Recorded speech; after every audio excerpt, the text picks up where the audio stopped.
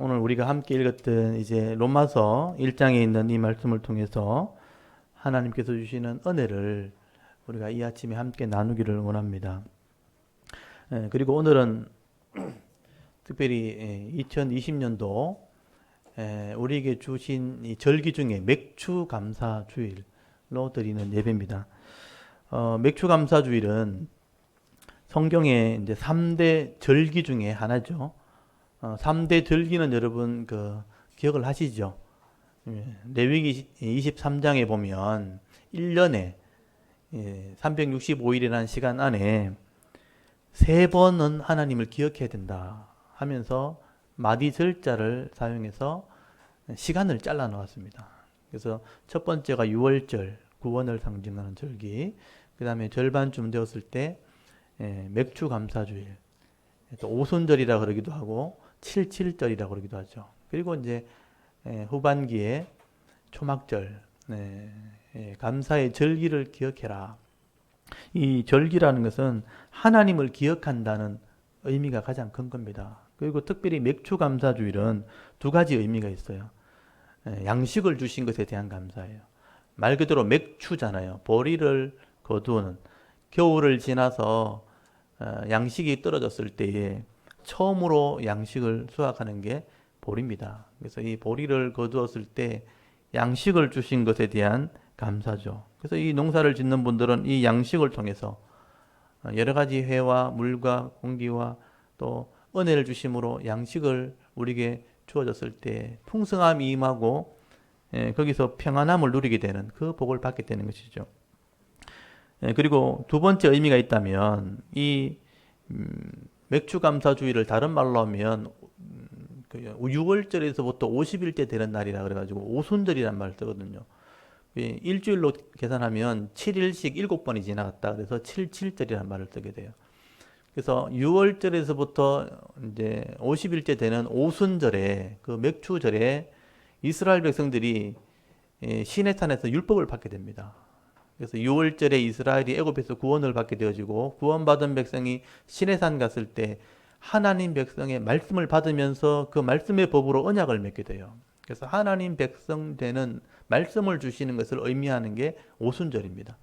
그래서 이 절기를 따라서 신약시대 우리들에게도 구원의 은혜와 또 성령을 통해서 믿음의 은혜를 주셨다는 거예요. 그래서 6월절에 예수님이 십자가에 죽으셨고 오순절날 성령을 주셨어요. 그래서 그 말씀으로 우리가 언약하게 될 때, 새로운 언약, 신약을 하게 될 때에 하나님 백성 되어서 이 땅에서 복을 받게 한다는 의미가 있는 것이죠. 그래서 이 맥주절은 이 육적인 양식과 영적인 말씀, 복을 주신 것을 의미하게 됩니다. 그래서 그 영적인 양식을 통해서 구원을 받고 육적인 양식을 통해서 복을 받게 되는 그 은혜를 감사하는 절기가 맥주 감사주일이에요. 그래서 우리 현실, 2020년도 현실은 여러 가지 어려움이 있죠. 근데 그 어려움 가운데 근본적인 이 감사를 잃어버리면 안 된다는 거예요. 하나님이 구원하셨고 이 땅에 복을 주시는 분이라 하는 것을 잊어버리지 말라. 그래서 우리가 2020년도를 시작한 지 어제 같은데 벌써 6개월이 지났잖아요. 이 6개월 순간순간 하나님 도와주셨기 때문에 여기까지 왔다는 것, 그걸 잊어버리면 안 된다는 것입니다. 그래서 우리 다시 한번 오늘은 기억을 하셔야 되죠. 예배 드리시면서 내가 이렇게 왜 생명이 있고 건강한가? 우리 가족이 이렇게 그래도 이렇게 건강하게 같이 예배 드릴 수 있는가? 우리 교회를 허락하시고 예배 드릴 수 있는 환경을 주시고 6개월 동안 이렇게 도와주셨던 그 은혜를 다시 한번 기억을 해야 되는 겁니다. 그리고 그 은혜를 감사하는 것이죠. 그래서 신명기에 보면 하나님께서 이스라엘 백성을 처음 하나님 백성으로 부르셨을 때 너희들은 이 절기가 되면 이렇게 감사해라 하고 기록해 놓은 말씀이 있어요. 이 절기 때는 꼭 이 말씀들을 한번 읽어봤으면 좋겠는데요. 신명기 16장 9절인데 제가 앞에 준비를 해놨습니다. 앞에 한번 화면을 띄워주시면 좋겠습니다. 여기 신명기 16장 9절에서 12절이죠. 여러분 성경을 찾아보셔도 줄을 쳐놓어도 괜찮고요. 이거는 맥주 감사 주일에 대한 말씀입니다. 우리 같이 한번 읽어볼까요? 같이 한번 읽겠습니다. 시작. 7주를 셀지니 곡식의 낫을 대는 첫날부터 7주를 세어 내 하나님 여호와 앞에 77절을 지키되 네 하나님 여호와께서 네게 복을 주신 대로 네 힘을 헤아려 자원하는 예물을 드리고 너와 네 자녀와 노비와 네 성중에 있는 레위인과 및 너희 중에 있는 객과 고아와 과부가 함께 내 하나님 여호와께서 자기의 이름을 두시려고 택하신 곳에서 내 하나님 여호와 앞에서 즐거워할지니라. 너는 애굽에서 종되었던 것을 기억하고 이 규례를 지켜 행할지니라. 아멘. 여기 보시면 이제 6월절에서 7주를 세라. 그래서 이제 77절이라는 말을 쓰는데 여기는 77절이 나오죠. 그러니까 7주를 센 것이죠. 그래서 네게 주시는 여기 보면 복을 네게 복을 주신 대로 이 6개월 동안 주신 은혜가 있죠. 이 복을 헤아려 보라는 거예요. 헤아려 보고 네 힘을 헤아려서 자원하는 마음으로 예물을 하나님께 드리고 예배를 드리라는 뜻입니다. 그리고 여기 너와 자녀와 노비와 성중의 레위인과 사역자들이죠. 객과 고아와 가부와 함께 네 하나님께서 자기 이름을 두시려고 택하신 곳, 이 교회죠. 지금은 교회죠. 교회 와서 하나님께 즐거워해라. 예배 드림으로 즐거워해라. 은혜를 나누라는 뜻입니다. 그래서 애굽의 종되었던 것을 기억, 옛날에 죄인이었던 것을 기억하면서 복이 되어서 구별된 성도가 되었다는 것을 기억하며 하나님께 예배해라. 그래서 이 절기 때가 되어지면 내 집안에 있는 모든 사람들이 즐거워하는 날입니다. 잔치를 한다는 뜻이에요. 그래서 떡을 준비하고 음료를 준비하고 구약시대 또 이스라엘 상황에서는 포도주를 준비하죠. 포도주를 준비해서 먹고 마시면서 함께 즐거워하는 겁니다. 그래서 잔치를 베푸는 건데 우리식으로 표현하면 찌짐도 굽고 돼지고기도 삶고 이런 식으로죠. 그렇게 해서 함께 나누는 날, 즐거워하는 날. 그게 절기라는 것이죠. 그래서 하나님이 우리를 지켜주셨다. 하나님이 복을 주셨다 하는 것을 나누는 날이에요. 그래서 우리도 오늘 또 이제 절기가 되면 또 떡을 준비하려고 했는데 떡보다는 더 이렇게 케이크 좋겠다 해서 케이크를 준비하고 음료수를 준비하고 또 이렇게 나누어 먹고 여러분도 드리지만 이제 주위 사람도 나누어 먹고 하는 절기를 지키게 될 것입니다. 그래서 하나님 주신 은혜를 다시 한번 기억해야 되죠. 여러분 지금 코로나 때문에 다 어려워하고 있고 이게 전 세계적으로 우리나라는 지금 좀 잠잠해졌는데 지금 세계적으로는 더 확산되고 있죠. 지금 미국에만 해도 하루에 4만 명인가요? 굉장히 많은 환자들이 늘어났고 지금 남미에도 브라질 같은 데는 대통령이 코로나에 걸렸죠. 그래서 확산되고 있고 지금 선교사님들의 얘기를 들어보면 계속해서 이제 확산되어가는 추세입니다. 그것 때문에 경제가 멈춰 있고 모든 이제 공공의 질서들이 다 지금 흐트러지고 있는 회사도 그렇고 학교도 그렇고 그래서 다 어려워지는 것이죠. 활동이 멈춰지게 되니까. 그럼에도 불구하고 하나님이 은혜를 베푸시니까 부족하지 않게 하셨다는 거죠. 근데 이렇게 예전에 우리나라가 전란을 겪을 때를 한번 생각해 보면 제가 이제 뭐 조선시대까지 갈 필요 없잖아요. 6.25 때만 해도 우리 할아버지 때 우리 아버지 때만 해도 그래서 제가 6.25 때 그 찍었던 영상들이 있거든요. 그걸 보여드리려고 하다가 또 그걸 또 보여드리면 시간이 너무 많이 가서 그래서 전란을 겪을 때 생각해 보면 그때는 진짜 너무 어려웠거든요. 거기에 비하면 우리는 조금 부족한 것밖에 없잖아요. 그러니까 감사할 수밖에 없죠. 우리 지난주 우리 재직회 하면서도 우리 교회도 어렵지 않도록 하나님 도와주셨거든요. 물질적으로 공급해 주시고 더 어려운 교회를 도와줄 수 있을 만큼 나누어 줄 수 있을 만큼 하나님이 채워주셨기 때문에 어렵지만 부족하지 않았다는 거죠. 그게 감사라는 것입니다. 여러분의 가정도 마찬가지입니다. 건강한 몸이 있고요. 또 내가 할 수 있는 꿈도 있고 비전도 있고 또 함께 섬길 수 있고 위로할 수 있는 가족이 있다는 것이죠. 이렇게 교회를 주셨고 섬길 수 있는 은혜를 주셨기 때문에 이런 은혜를 생각하시면서 우리가 감사하는 은혜가 있기를 바랍니다. 다시 한번 우리가 일깨워야 되는 정신을 차리는 그런 절기가 돼야 되는 거예요. 아, 하나님 나를 도와주셨구나. 6개월 동안이란 기간 동안 도와주셨구나. 그래서 6개월 남은 기간도 하나님이 은혜를 더 베풀어 주시겠구나. 이런 소망을 다시 한번 가질 수 있는 그런 감사의 절기가 되기를 바랍니다.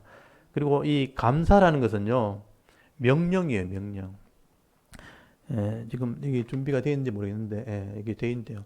이게 히브리 원문, 제가 이제 성경을 이렇게 해석할 때 제일 먼저 보는 게 이 원어입니다, 원어.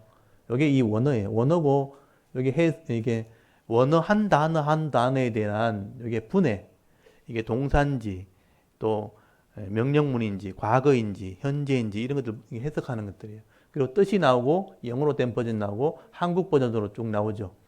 여기 보면 개역 한글, 개역 개정, 개역 혼용, 개역 한자, 개역 한글 침례, 공동 번역, 새 번역, 킹 제임스, 험정역, 현대인의 성경, 우리말 성경, 바른 성경, KJV, NIV, 또 NLT. 이게 뭐냐면 번역본이에요. 그러니까 이 원어 하나가 어떻게 번역이 되어지는지를 쭉 이렇게 펴놓는 거죠. 저걸 보면서 이 뜻이 무엇인지를 이제 연구하는 거예요. 그래서 바른 뜻을 전하려고 하면 반드시 이걸 연구해야 되는데, 요 제일 앞에 나오는 이게 뭐냐? 감사하라. 시편 136편. 감사하라 여호와께 그는 선하며 영원함, 그 인자심이 영원함이로다. 이게 히브리어로 하면 지난번에 제가 가르쳐 드렸죠. 호두 라도나이 키 토브 키 레오람 하스도. 이게 여기 보시면 이게 분해해 놓은 거예요. 분해해 놓은 거. 이게 호두하는 게 찬양한다, 감사한다라는 뜻인데, 이걸 분해하면 동사, 히필, 명령법, 남성 2인칭 복수 이렇게 분해가 돼요. 그러니까 이게 2인칭, 당신 할 때, 너는 히필, 동사인데 움직여야 되는데, 히필, 강조형 또는 명령법. 그러니까 명령법 중에 일반형은 그냥 감사하란데, 히필이 뭐냐 하면 강조형이에요. 이제 격하게 아니면 열심히, 우리가 할렐루야란 말 있죠. 할렐루야 말. 할렐루야도 히필형이거든요. 그러니까 찬양하는데 힘있게 이런 뜻이거든요. 그러니까 이 감사라는 건도 감사하되 격하게 힘있게 감사해라 이런 뜻이에요. 그래서 이 시편 136편에 있는 말씀, 여호와께 감사하라 할 때 이게 그냥 평서문이 아니고 명령문이에요. 명령문. 이거는 반드시 해야 되는 것으로 기록이 된 거죠. 그래서 아무리 상황이 어려워도 생명이 있다면 감사해야 되는 거예요. 그게 하나님의 명령입니다. 그래서 오늘도 지금 뭐 이렇게 이 정부에서 이렇게 교회에 모임을 하지 못하는 명령을 내리고, 그게 6월 8일 날이죠. 아랫게 7일 날, 8일 날 국무총리가 명령을 내리면 교회 안에서는 내부적으로 굉장히 막 분노가 일어나고 있습니다. 교회를 핍박하는 것이라고 이렇게 받아들이는 거죠. 소모임을 받는 게 금지라는 명령을, 오늘도 제가 문자를 받았는데 금지라는 명령을 받았어요. 모이지 마라. 교회에서 말씀을 가르치지 말라는, 그거는 죽으라는 얘기는 마찬가지예요. 왜 그렇게 하는지는 저는 모르겠어요. 그 이유가 있겠죠. 그래서 분노하고 어려워하는 상황이지만 하나님의 명령은 감사하라는 거예요. 그래서 우리가 여러 가지 이제 어려움도 있고 불편거리도 있겠지만 감사의 찬양을 하나님께 드리는 게 마땅하다고 저는 생각을 하게 됩니다. 그래서 제가 찬양을 또 준비했어요. 우리 찬양 같이 한번 드릴까요? 우리가 원어로 찬양하면 하나님 더 기쁘게 받으시겠죠. 잘 알아들으시겠죠. 그래서 한글로 하는 것보다는 히브리어로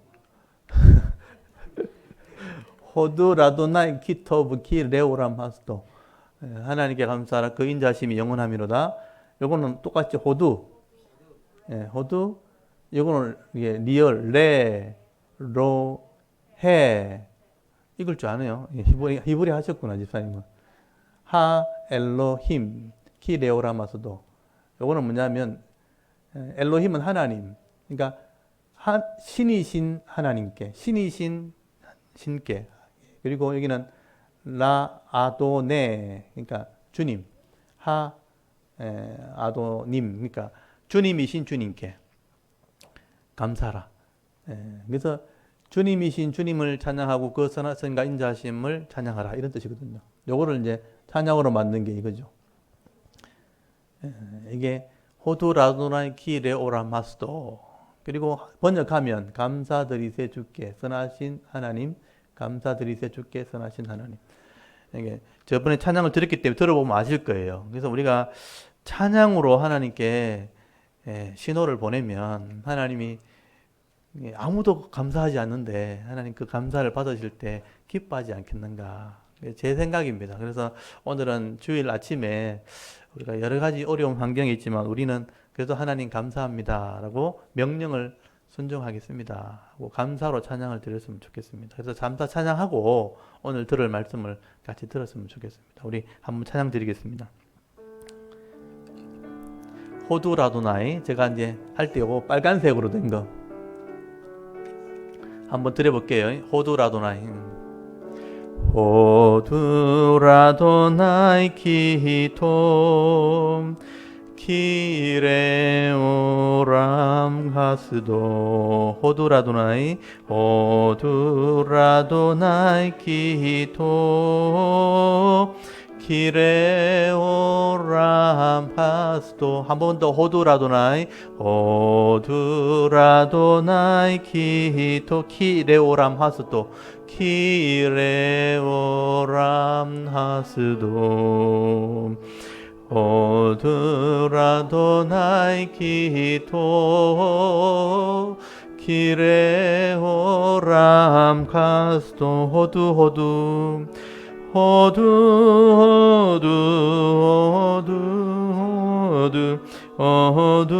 호두라도나이 키토.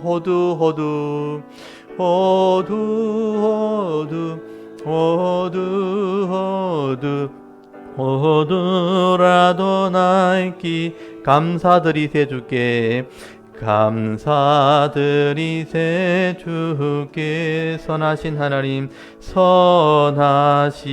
하나님, 감사드리세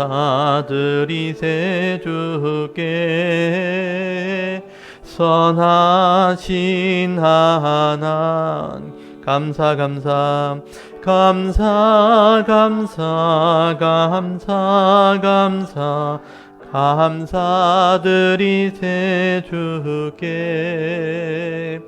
감사 감사 감사 감사 감사드리세. 우리 한 번만 더 합시다. 감사드리세, 감사드리세 주. 선하신 하나님, 선하신 하나님, 감사드리세 주께. 선하신 하나. 감사 감사 감사 감사 감사 감사 감사드리세 주께. 감사 감사 감사 감사 감사드리세 주께. 아멘. 한번 기억해 보십시오. 호두라도나이 키토브 키레오람 하스도. 하나님께 감사하라. 그 선하심과 인자심이 영원함이로다. 호두 하면 이제 감사. 또 모르는 사람 들으면 저 사람 호두 먹고 싶은가 보다. 감사 그러면 또 지금 감 먹고 싶은가 보다. 네, 꼭 기억을 했으면 좋겠습니다. 예, 감사합니다. 우리 인생에 감사만 해도 사실 시간이 부족한 시간들입니다. 그래서 일평생 우리가 감사를 잃어버리지 않는 그런 믿음 있는 성도들이 다 될 수 있기를 바랍니다. 그래서 맥주 감사 주일날 이렇게 절기를 통해서 다시 한번 우리 마음을 일깨우는 그런 시간 되었으면 좋겠습니다. 그래서 다른 사람 보십시오. 세상에 다 인상 쓰고 막 불평하고 했는데 우리가 감사하고 다니면 신기하지 않겠습니까? 저 사람들은 뭐가 저렇게 좋아서 저러나. 하나님을 믿으니까 그런 거라고. 그래서 그런 진짜 감사를 누릴 수 있는 우리 귀한 성도들이 되었으면 좋겠습니다. 그리고 오늘 이제 말씀을 좀 나눠야 되겠습니다. 이 말씀을 귀한 말씀이라서 이제 로마서 말씀을 함께 나누게 될 텐데요. 지난주까지 우리가 바울의 에베소 사역에 대해서 말씀을 드렸죠. 바울이 에베소 3년 사역을 이렇게 마무리를 하고 난 뒤에 예루살렘 연보를 거두려고 이제 마게도냐 갔다가 아가야, 헬라, 고린도에 이르렀다는 것을 여러분 지난주 배우셨죠. 거기서 이제 거기서 연보를 다 거두게 된 거예요. 그리고 우리 고린도후서에 썼던 것처럼 끝까지 회개하지 않았던 사람을 분명히 거기서 바울이 권면을 했을 것입니다. 그리고 이제 바울이 계획을 세웠죠. 내가 이 연보를 예루살렘에 전달하고 나면 내가 로마에 가게 될 것이다 하고 계획을 써놨단 말이에요. 그래서 로마에 가기 전에 바울이 이 3년 동안 바울이 정리했던 것들, 이때까지 복음을 전했던 걸 정리했던 것 중에 제일 핵심이 뭐냐? 죄인이 구원받는 하나님의 계획이 있다는 거예요. 그게 우리들에게는 가장 기쁜 소식이거든요. 여러분, 죄인이 구원받는 그 길을 알게 되었다. 그게 기쁜 소리를 한문으로 바꾸면 복음이 되는 거예요. 그래서 이 기쁜 내용을 정리해서 미리 편지로 보내게 된 겁니다. 그게 바로 로마서라는 성경이죠. 그래서 이 로마서는 전체가 다 죄인이 구원받는 그 소식을 전한 내용이에요. 왜 죄인이 구원받게 되었는가? 어떻게 구원받게 되었는가? 그걸 자세히 설명을 한 것이기 때문에 이 내용을 읽어보시면 하나님의 구원 계획을 우리가 알게 되는 겁니다. 우리 꼭 필요한 것들이죠. 이게 우리의 믿음이 돼야 되는 거예요. 그래서 이 오늘 1장을 이렇게 나누게 될 텐데요. 1장 1절부터 거기 17절까지가 사실 로마서 전체 서론이에요. 이 복음이 뭔가를 일단 설명을 하게 되는 겁니다. 그리고 오늘 18절부터 32절까지는 불신자들의 죄입니다. 우리가 왜 죄인이 되었는가 하는 것을 설명하는 거예요. 여러분, 구원을 받기 위해서는 제일 먼저 선행돼야 될 게 내가 죄인이라는 것을 아는 게 더 중요한 거예요. 내가 죄인이라는 것을 알지 못하면 구원도 필요 없어요, 사실은요. 그래서 죄인이라는 것을 알게 하는 것이 반드시 필요하기 때문에 바울이 우리가 왜 죄인 되었는가 하는 것들을 제일 먼저 설명을 하게 됩니다. 그래서 우리가 죄인 되었고 죄 아래, 죽음 아래 있는 존재가 되었다 하는 것을 논리적으로 설명을 하게 되는 거죠. 그래서 우선 먼저 우리가 로마서의 서론을 한번 봐야 되는데요. 오늘 로마서 1장을 펴놓으시고, 이 로마서는 보고서와 같은 형식으로 써 있기 때문에 누구나 읽으면 다 이해되도록 되어 있습니다. 근데 이해를 하는 게 중요한 거예요. 1장 1절부터 거기 7절까지가 바울의 인사말입니다. 그래서 7절 끝에 은혜와 평강이 있을지어다 하고 인사말 나오죠. 그 인사말이 좀 길죠. 그래서 1절에 보시면 이 복음을 위해 택하심을 받은 사도, 복음을 위해서 내가 사도가 된 내가 바울이 이 복음을 소개한다는 겁니다. 그래서 2절에 보시면 이 복음이라는 게 뭔가? 이 복음은 하고 시작되죠. 하나님이 계획인데 이미 구약의 선지자를 통해서 예언했던 것들이에요. 그리고 예언한 그 아들을 통해서 이루어진 구원에 대한 얘기라는 것입니다. 이 구약에 예언된 그 아들이 육신으로 말하면 다윗의 혈통에서 태어났다는 거예요. 영적으로 말하면 죽은 자 가운데 부활하신 하나님의 아들이라 선포되신 분이라는 거예요. 그분이 바로 4절 보십시오. 우리 주 예수 그리스도, 우리 주님이 되시는 예수 그리스도가 바로 복음이라는 거예요. 하나님이 구원을 계획하셨고 구약에 이미 선지자를 통해서 예언하셨고 또 다윗의 자손으로 하나님의 아들로 이 땅에 태어나신 그분이 바로 예수 그리스도죠. 이 예수 그리스도가 바로 복음의 핵심이죠. 그래서 5절을 보시면요, 그분이 우리를 보냄받은 자, 사도로 부르셨고요. 또 너희들은 성도로 부르셨다. 여기 6절에 보시면 너희는 그분이 성도로 불렀다는 거죠. 그래서 바울은 이 사도로서 로마에 있는 교회의 성도들에게 은혜와 평강이 있기를 축복한다. 이게 인사말이에요. 은혜와 평강이 있기를 원한다. 이 구약의 촉도를 따라서 축복을 하게 되죠. 그리고 거기 8절부터 이제 이 로마서의 기록 목적이 나오죠. 이게 로마서의 서론입니다. 이 바울은 먼저 로마에 있는 성도들이 감사를 먼저 하는데요. 로마에 있는 성도들의 믿음이 온 땅에 퍼졌다. 그 당시에 로마가 세계 중심이었어요. 오늘날로 말하면 뉴욕 같은 데죠. 그 세계 중심에서 성도가 생겼다는 게 소문이 났다는 거예요. 그리고 9절에 보시면 내가 너희를 위해서 기도한다는 거죠. 바울이 로마에 있는 성도를 위해 늘 기도하고 있다. 항상 쉬지 않고 너희를 말하고 있다. 그리고 기도하는 중에 너에게 성령의 은사를 전하려고 내가 이걸 썼다. 여기 보면 신령한 은사를 내가 너에게 나누어 주려고. 여기 11절에 보시면 여기 신령한 은사란 말이 나오죠. 이게 은사란 말이 선물이란 뜻이에요. 영적인 선물. 이 은사란 것 때문에 좀 우리가 오해를 하게 되는데, 이게 은사는 개인적인 주시는 그런 개인적인 은사를 말하는 게 아니고요. 모든 사람에게 주시는 구원을 선물이라고 표현한 거예요. 그래서 이 로마에 있는 성도들에게 내가 이 복음이라는 구원의 선물이 있다는 것을 알게 하려고 이 편지를 쓴다고 말하고 있는 거예요. 그래서 이 신령한 은사, 모든 사람을 구원하는 이 선물을 너희에게 주어서 너희를 견고하게 하려고 이 글을 쓰게 된 것이다. 그래서 바울은 거기 15절부터 이 그러므로 하는 것부터 여기서부터 이제 복음에 대한 얘기를 하게 된 것이죠. 내가 너희에 준 이 신령한 선물, 이 복음이 뭔가? 여러분 15절 한번 보십시오. 그러므로 나는 할 수 있는 대로 로마에 있는 너에게 복음 나오죠. 복음 전하기를 원하노라. 기쁜 소식이죠. 내가 복음을 부끄러워하지 않으노니 이 복음은 하고 설명하죠. 이게 복음의 정의입니다. 사도 바울이 복음의 정의죠. 이 복음은 모든 믿는 자들에게 구원을 주시는 하나님의 능력이 됩니다. 이게 복음에 대한 정의, 바울의 정의입니다. 복음은 모든 믿는 자들에게 구원을 주시는 하나님의 능력이에요. 디나미스, 파워, 하나님의 힘이다.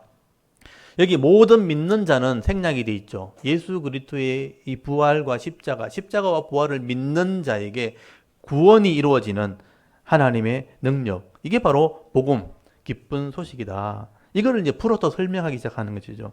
이게 유대인들에게서 시작됐고, 거기 17절 끝에 보시면, 거기 16절 끝이죠. 16절 끝에 보시면 먼저 유대인에게서 시작되었고 헬라인, 이방인에게 전하여 지게 되었다. 그래서 17절 보시면 복음에 대한 설명이죠. 복음에서 하나님의 의가 나타났다는 거죠. 의라는 것은 오름이고 이게 구원을 상징하는 단어예요.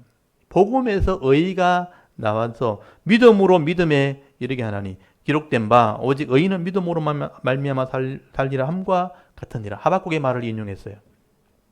이런 부분들이 이제 기초가 없으면 좀 어렵죠. 복음은 의가 나타났는데 이 의를 믿음으로 믿음에 이른다. 여러분 하나님의 이 구원, 이 예수 그리스도를 통해서 구원이 이루어지는데 예수 그리스도를 통해서 구원을 받고 또 말씀을 통해서 믿음으로 더 나아가게 되는 것이다. 그래서 이 복음의 핵심이 예수 그리스도인데 예수를 믿는 믿음에서 하나님 말씀을 믿는 믿음으로 가야 되는 거다. 그래서 성숙함으로 나가는 것이 성도의 믿음이 되는 것이다. 그래서 하박국의 말, 이런 믿음으로 말미암아 살게 되어진다라는 말로 인용을 한 거예요. 그래서 예수를 믿는 믿음으로 구원을 받고 하나님 말씀을 믿는 믿음으로 이 땅에서는 복을 받게 되어지는 것이다. 성숙하게 되어지는 것이다. 이게 성도의 믿음이어야 된다라고 설명을 하게 된 것이죠. 그래서 복음이라는 것은 한마디로 죄인이 하나님께서 계획하시고 보내신 예수 그리스도를 믿을 때 구원을 받게 된다. 죄에서 구원받는 거죠. 죄에서 구원받는 것이다. 여기까지가 이제 바울의 서론이죠. 그래서 그러면 왜 예수를 우리가 믿어야 되는가? 우리가 다 죄인 되었기 때문이다. 거기 18절부터는 이제 서론이 끝나고 난 뒤에 본론에 들어가게 되는 거죠. 예수님이 우리의 구원의 핵심이 되셔서 우리를 구원했다는 것을 설명했는데 그러면 우리가 그걸 왜 믿어야 되느냐? 우리가 죄인이기 때문이다 하는 것을 제일 먼저 설명하게 되는 거예요. 그래서 18절부터 32절까지는 이 땅에 있는 모든 사람들이 왜 죄인일 수밖에 없는가 하는 얘기를 설명하게 되는 거예요. 이거는 이 땅에 있는 모든 사람에게 해당되는 말입니다. 아담 이후에 모든 사람은 다 죄 아래서 태어나게 되었다는 거죠. 그래서 하나님께 구원받지 못할 존재, 하나님이 아니고는 스스로 절대 구원할 수 없는 그런 존재가 되었다는 것을 설명을 하게 되는 겁니다. 그래서 여러분 18절 한번 보십시오. 하나님의 진노라는 단어가 굉장히 중요해요. 하나님의 진노가 불의로 진리를 막는 사람들의 모든 경건하지 않음과 불의에 대하여 하늘로부터 나타났나니. 하나님의 불의는 심판을 말하는 거죠. 하나님의 진노는 심판할 것을 얘기해요. 하나님의 진노의 심판이 왜 나타나게 되었는가? 여기 보면 불의로 진리를 막는 사람들의 모든 경건하지 않음. 그러니까 진리를 막는 불의에서 하나님이 진노가 나타나게 됐다. 또 경건하지 않음을 통해서 불의가 나타났다. 결국 여러분 경건하지 않음 그리고 불의 이게 바로 하나님을 믿지 않는 것을 얘기하는 겁니다. 진리를 불의로 바꿨다. 그래서 이걸 하나님 믿지 않는 것이 바로 죄라는 것을 지금 설명하는 것이죠. 왜냐하면 여러분 19절 한번 보시면요. 하나님이 처음 우리를 만드실 때 이는 왜 우리가 이렇게 불의가 나타났고 왜 하나님의 심판이 나오게 됐는가? 왜 이는 할 때 왜냐하면 이런 뜻이거든요. 왜냐하면 하나님을 알만한 것이 그들 속에 보임이라 하나님께서 이를 그들에게 보이셨습니다. 하나님을 알만한 것, 이게 중요한 거예요. 하나님을 아는 지식, 이거를 모든 사람 속에, 이 안에라는 뜻은 속에, 인격 속에 하나님을 알만한 것을 다 그들에게 보이셨다는 것은, 알게 했다라고 표현하지 않고 보이셨다라고 표현하는 것은 다 알게 됐다는 거예요. 그래서 하나님께서는 하나님의 형상을 닮은 사람을 만드실 때 우리 속에 하나님을 아는 지식을 다 넣어놨다는 거예요. 이거를 우리가 좀 다른 말로 하면 종교심이라 그래요. 종교심. 하나님을 아는 지식, 신지식이라 그래요. 신지식. 그래서 어떤 사람도 인간으로 태어난 사람 속에, 인간의 심령 속에는 한쪽 구석에 하나님을 알 만한 지식이 다 있다는 거예요. 이거는 누구도 부인할 수 없는, 철학자들이든 무슨 학자들 간의 논의에 이게 부정될 수 없는 사실이에요. 왜냐하면 인간의 한계에 이르렀을 때 누구나 신을 찾도록 되어 있어요. 육신은 한계가 있고 제한되어 있거든요. 이런 이 제한된 세계 속에서 한계를 만났을 때 누구나 다 하나님을 찾도록 되어 있는 것이죠. 그래서 여러분, 사람이 모인 곳에 가면 반드시 신적인 존재가 있다는 거예요. 그래서 아프리카 오지에 가도, 그 남미의 열대 우림지에 가도, 그 아무도 없는, 그 문명이 없는 곳에 들어가 보면요, 사람들이요, 사람이 모여 사는데 반드시 거기에 무당이 있는 거예요. 신을 섬기고 있는 거죠. 질병이 생기고 전쟁이 생기고 고통이 오니까 이걸 해결할 방법이 없으니까 신을 찾기 시작하는 거예요. 그러니까 하나님이 주시는 이런 하나님을 아는 지식을 가지고 하나님을 모르니까 신을 찾는 거죠. 그래서 가면 반드시 무당이 있고 주술을 하는 그 신들이 다 있는 거예요. 그러니까 그 어디 오늘 가서 사람이 모인 곳에는 신을 섬기는 곳이 있다. 근데 짐승들에게는 그런 게 없죠. 야생 동물의 세계 속에서 무리에 지어 다니면서 그들이 우상을 섬기거나 종교 생활하는 거 본 적 있습니까?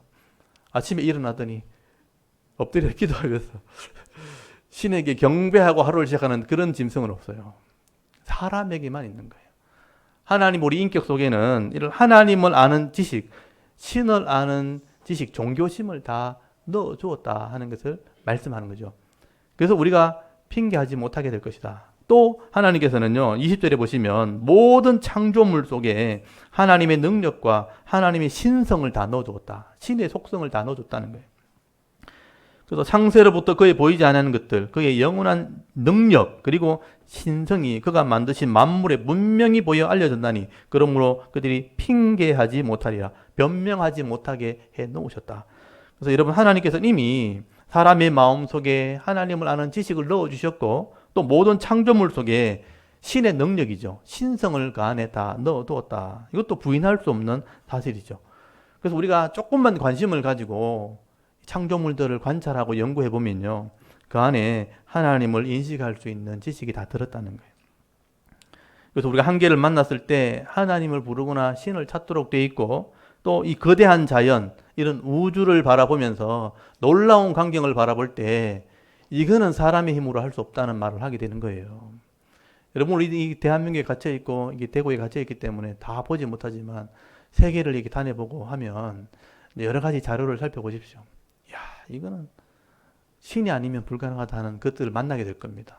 거대한 자연, 거대한 우주를 보게 될 때 그런 하나님을 우리가 알게 된다는 것이죠. 그리고 여러분, 우리 몸 자체가 가까이 있는 몸, 우주잖아요. 몸 자체가 우주라 그러죠. 사람 손바닥에 펴서 현미경을, 전자현미경을 가지고 세포를 들여다보면 이 속에 우주가 들어있는 거예요. 이미 우리는, 제가 이제 전자현미경을 가지고 실제 확인을 안 했는데 그 확인한 사람이 자료를 써놓은 걸 이렇게 보면 세포 하나를 열고 들여다보면 그 안에 DNA, 이 유전자 정보가 안에 들었는 게 확인이 됐잖아요. 거기 보면 컴퓨터 신호처럼 거기 모든 이 신호가 입력이 돼 있어 가지고 내 얼굴을 어떻게 만들게 되고 내 세포를 어떻게 만들고 내 키를 어떻게 자라게 하고 하는 정보들이 다 들었는 거예요. 이 안에, 세포 안에. 과학자들이 이걸 들여다본 사람이 그렇게 써놨어요. 그걸 볼 때 우리가 안 믿을 수 없죠. 그래서 이 내 손바닥 안에, 내 세포 안에 이미 하나님이 내 몸의 설계도를 다 넣어놨다는 거예요. 그래서 여러분의 모양이 그렇게 나온 거예요. 얼굴이 그렇게 나오고. 그래서 부모님의 설계도를 가지고 엄마와 아버지의 설계도가 합쳐져 가지고 내 설계도가 나온 거예요. 그래서 내가 이렇게 자라게 됐고 몇 살이 되면 어떻게 질병이 걸릴 거고 이런 내용까지 다 기록이 되어 있는 거예요. 그래서 이제 유전자 학자들이 그것을 미리 알아가지고 병든 부분을 고쳐내면 병도 안 걸리지 않겠는가 그런 연구를 지금 하고 있는 거예요. 그러면 그 설계도를 누가 넣어놨는 거죠? 우리보다 훨씬 지혜가 뛰어난 어떤 엄청난 지혜자가 그걸 넣어놓은 건데 그 설계도를 누가 넣어놨는가를 한번 생각해 보십시오. 오늘 말씀에 있는 것처럼 그 창조물 속에 하나님의 능력과 그 신성을 넣어두었다. 우리의 이 세포 안에 그런 신성과 하나님의 인성을 다 넣어놓은 거예요. 그러니까 우리가 그걸 부인할 수가 없는 것이죠. 그래서 여러분 사람이 집을 하나 만들 때도 다 설계도를 만들거든요. 지혜자가 설계를 만든 대로 이렇게 집이 나오면 이런 형태가 나온단 말이에요. 그 집마다 모양이 다르잖아요. 근데 이런 복잡한 우주, 이런 인간의 몸 안에 이런 설계도가 다 들어있는데 그 설계자가 분명히 있다는 얘기죠. 그 설계자가 누구냐는 거예요. 그분이 하나님이라는 거죠. 그래서 여러분 히브리서에 보면 히브리서 3장 4절 아주 단순한 한 절인데 이 말씀이 진짜 이게 해머 같은 방망이 같은 말씀이죠. 여러분 히브리서 3장을 한번 펴보십시오.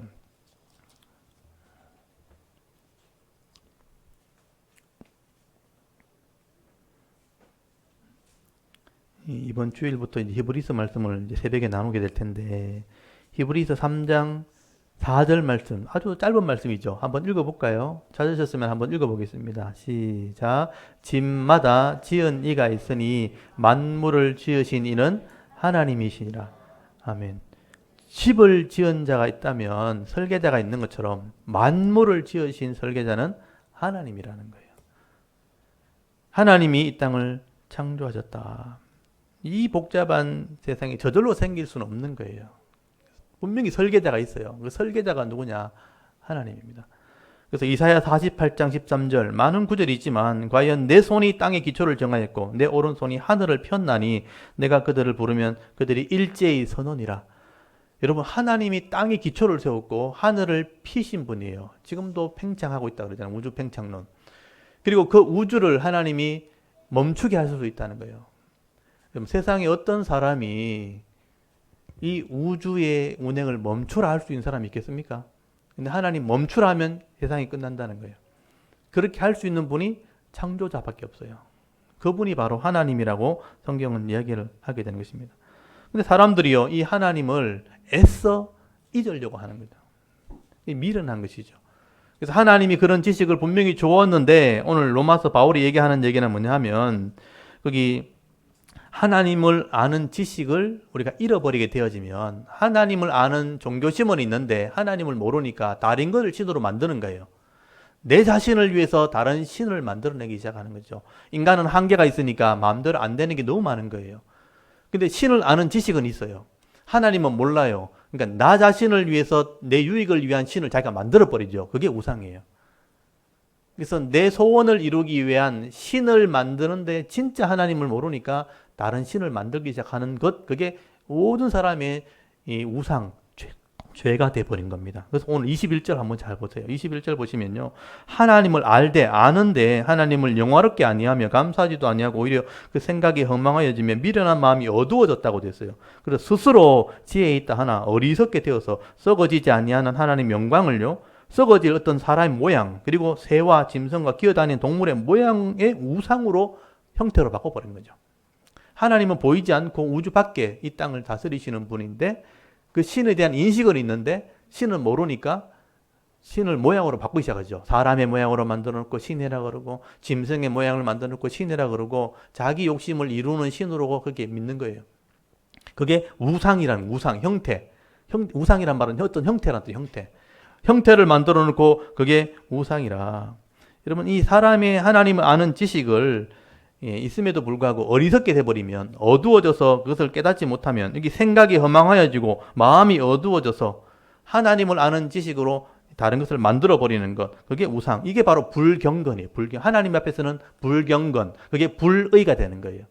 이 불의가 바로 죄가 되는 것이다. 이 죄 때문에 우리는 진노, 심판을 받게 되는 것이다. 이것이 바로 불신자들의 죄의 출발입니다. 하나님을 잃어버리고 다른 것을 신이라 하면서부터 자기 욕심을 이루려고 하기 때문에 욕심에 이끌려 사는 인생밖에 안 되는 거예요. 그래서 그 욕심이 한이 없잖아요. 그래서 욕심에 이끌려가는 인생이 되어버렸다. 이게 근본적으로 인간의 죄가 되어버린 것이죠. 그래서 여러분 23절부터 24절부터 한번 보십시오. 이런 욕심에 이끌려가는 삶이 어떻게 드러나는가. 그러므로 하나님께서 그들의 마음을 정욕이 바로 욕심이에요. 욕심대로 그냥 더러움에 내버려 두사 그들의 몸을 서로 욕되게 하셨으니 이는 그들이 하나님의 진리를 거짓 것으로 받고 피조물을 조물주보다 더 경배하고 섬긴다. 피조물은 창조물들이죠. 조물주, 창조물보다 더 섬기게 되는. 그러니까 세상을 더 섬기려고 하는 마음으로 살아가는 그게 욕심이거든요. 하나님을 섬겨야 되는데 피조물, 돈을 사랑하고 사람을 사랑하고 물질을 사랑하고 이렇게 되는 거죠. 그걸 가지려고 욕심을 부리는 인생으로 살아가 버리게 되는 것이다. 그래서 진리를 거짓 것으로 바꿔버렸으니까 피조물을 조물주보다 더 섬기게 되었고, 그리고 욕심을 이끌려 사는 삶. 그래서 욕심을 이루려고 우상을 섬기는 거예요. 그래서 더 악하게 되어지고 더 추하게 되어지고 더 더럽게 되어졌다. 그래서 26절에 보시면요. 이런 욕심 때문에 하나님께서 그들을 부끄러운 욕심에 그냥 내버려 두셨으니 곧 그들의 여자들도 순리대로 쓸 것을 받고 영리로 쓰며 그와 같이 남자들도 순리로 여자를 쓰기를 버리고 서로 향하여 음욕을 부릴 듯하며 남자가 남자와 더불어 부끄러운 일을 행하여 그들의 그릇 때문에 상당한 보응을 그들 자신이 받았느니라. 이게 음란으로 표현되어 있잖아요. 이런 악을 행하게 될 때 결국은 이런 욕심을 이루려고 하면 음란으로 간다는 거예요. 많은 것을 가져보십시오. 그럼 어떻게 되는가? 만족이 있는 게 아니고 부끄러움으로 더러움으로 가게 되는 거죠. 지금 안타까운 죽음을 보셨잖아요. 인간적으로 봤을 때 그 자리에 갔을 때 부러울 게 뭐가 있겠어요. 최고의 권력을 가졌고 최고의 부를 가졌는데 왜 스스로 목숨을 버릴 수밖에 없나요? 부끄러운 곳에 들어가 있었기 때문에. 만인이 그것을 드러내는 게 견디지 못하기 때문에 스스로 죽은 거 아닌가요? 그런 부끄러움을 가지게 돼. 욕심이 그렇게 되어버렸다는 것이죠. 이게 불신자들의 죄의 출발이고 삶의 모습일 수밖에 없다. 죄의 모습이라는 겁니다. 그래서 28절에 보면요. 상실한 마음에 그냥 내버려주는 그런 상처받은 부족한 마음 가운데 그냥 있으면 온갖 죄가 드러나게 됩니다. 여기 28절 보십시오. 또 그들이 마음에 하나님 두기를 싫어하며 하나님께서 그들을 그 상실한 마음대로 내버려 두사 합당하지 못한 일을 하게 됐다. 합당하지 못한 일이 나오기 시작해요. 마음이 하나님 없으니까요. 그 상실한 마음이 뭐냐 하면 가치가 없다라는 뜻이에요. 기준에 미달되는 가치가 없는 그런 마음에 그냥 내버려 두면 그런 삶을 그냥 살아버린 거죠. 그게 29절부터 나오는 삶이에요. 이게 죄의 모습이에요. 죄의 드러나는 모습이죠. 본질은 하나님을 버린 거고요. 불이고 그 다음에 이런 게 나타나는 거죠. 그래서 모든 불의가 나오는데 추악, 탐욕, 악의가 가득한 자요, 시기, 살인, 분쟁, 사기, 악독이 가득한 자요, 수군수군하는 자요, 비방하는 자요, 하나님께서 미워하는 자요, 능욕하는 자요, 교만한 자요, 자랑하는 자요, 악을 도모하는 자요, 부모를 거역하는 자요, 우매한 자요, 배약, 약속을 어기는 것, 배약하는 자요, 무정한 자요, 무자비한 자가 되었다라고. 이게 세상의 죄의 모습이에요. 이게 2000년 전에 써진 거예요. 여러분 2000년 전에 써졌는데 지금 봐도 이걸 거부할 수 없죠. 본질이기 때문에 그래요. 그때나 지금이나 똑같은 거예요. 이게 2000년 전에 고린도에서 이걸 썼어요.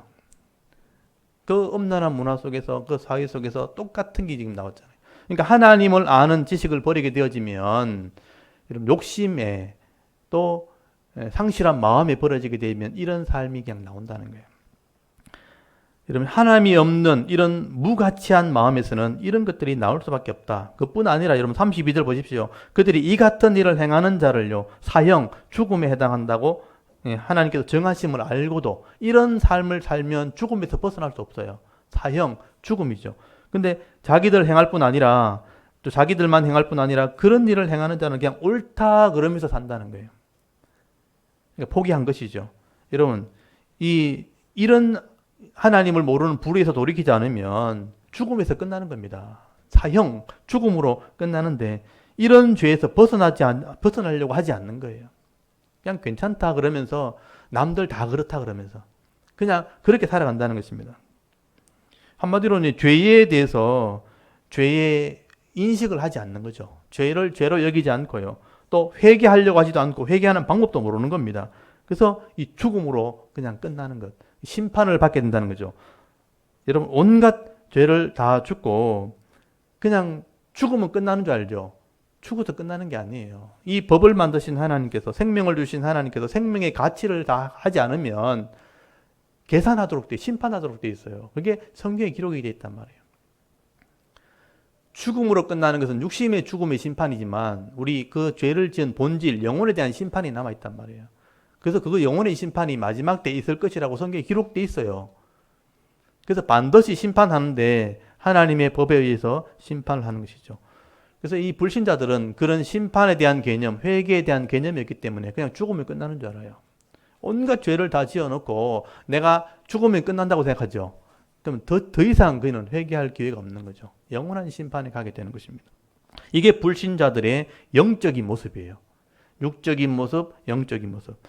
여러분, 하나님께서 이 모든 사람들에게 하나님을 아는 지식을 분명히 주셨고요. 신을 아는 그런 마음을 주셨는데 하나님을 바로 믿지 않고 우상을 섬기고 음란을 행하고 욕심대로 살고 하나님을 두려워하지 않으니까 온갖 죄를 다 짓고 또 이 죄가 죄인지도 모르고 그냥 지옥으로 달려가는 그런 존재, 그게 세상 사람들의 죄다, 불신자들의 죄다라고 말씀을 하게 되는 거죠. 여러분, 근데 이런 죄인들에게 하나님이 생명의 길을 알려준다면, 영혼을 살게 하고 이 땅에 죄의 모습으로 살지 않고 거룩하게 살 수 있도록 구별할 수 있는 은혜를 베풀어 주신다면 이거는 복된 소식이죠.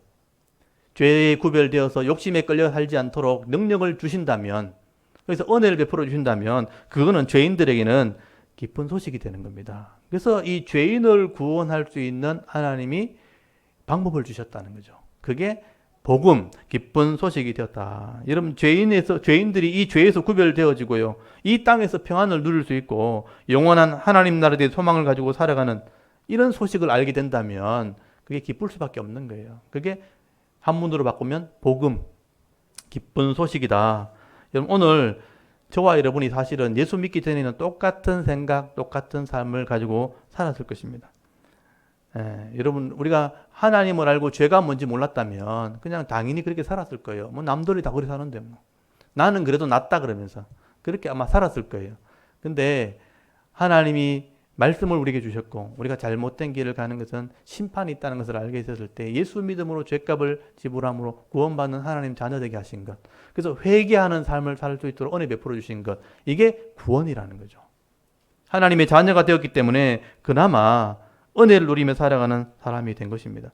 그래서 이제 에베소서, 이 로마서보다 더 뒤에 써진 거예요. 이거보다 더 정리가 된 거죠. 에베소서 2장을 보시면요, 이런 죄에서 건진받는 것을 이미 죽었던 자를 살려낸 거다, 이렇게 표현되어 있어요. 여러분, 에베소서 2장을 한번 펴보십시오. 나중에 우리가 또 살펴볼 건데 미리 한번 볼까요?